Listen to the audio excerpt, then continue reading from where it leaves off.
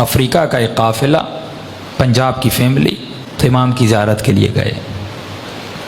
فرماتے ہیں checking posts بہت زیادہ تھی، قافلے کو بار بار روکا جاتا تھا، ان کی گاڑی کو چیکنگ ہوتی تھی۔ اس خاتون کا ایک 7 سال کا بیٹا تھا۔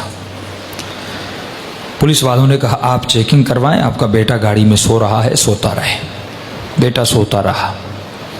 یہ خاتون چیکنگ کروا کے واپس آئی، بیٹا سو رہا تھا۔ جا کر ان کی گاڑی نجف پہنچی۔ کہتے جب بیٹے کو اٹھانا چاہا تو بیٹا اٹھ نہیں رہا تھا۔ فوری ہاسپٹل لے گئے، ہارٹ بیٹ چیک کی، یہ بچہ مر چکا۔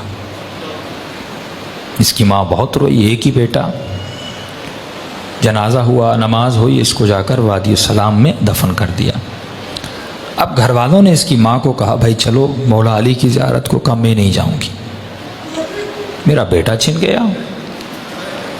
ہوتا ہے نا، کبھی زیارت پہ جائیں، جن کے بچے سخت ہو جاتے ہیں، مر جاتے ہیں، ناراض ہو جاتے ہیں اہل بیت سے، چھن لیا۔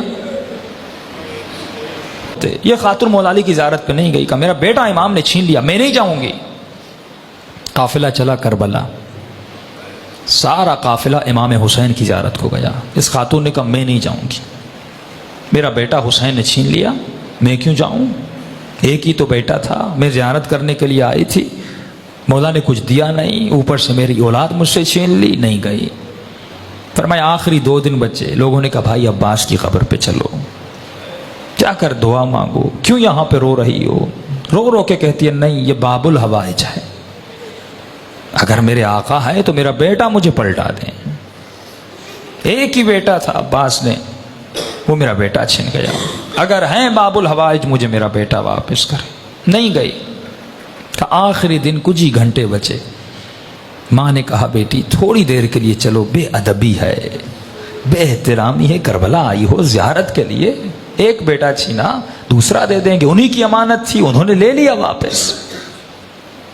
بیٹی کو زبردستی لے گئے۔ یہ کہتی ہے جیسے میں عباس کی قبر کے کنارے پہ گئی، رو رہی تھی، مولا کی قبر کو دیکھ رہی تھی، اور دلی دل میں یا باب الحوائج یا باب الحوائج۔ کہتی ایک مرتبہ میں نے دیکھا ایک 7 سال کا بچہ اماں اماں کر کے دوڑتا ہوا آ رہا۔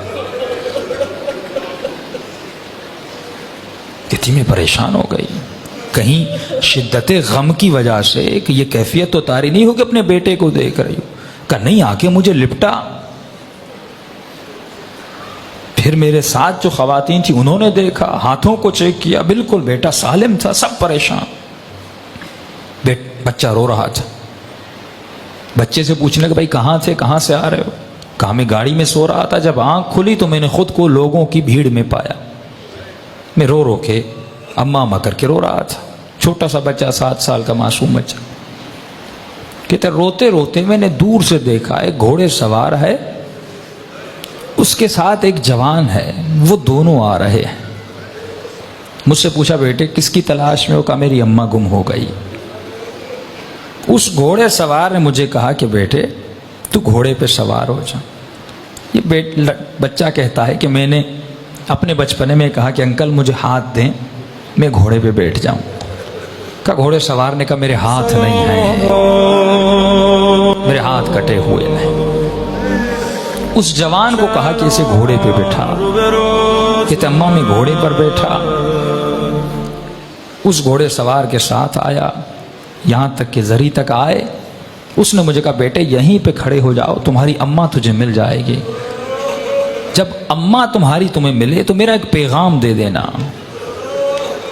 کہ کون سا پیغام؟ کہ اپنی اماں کو کہنا کہ ہم سے ناراض مت ہوا کریں۔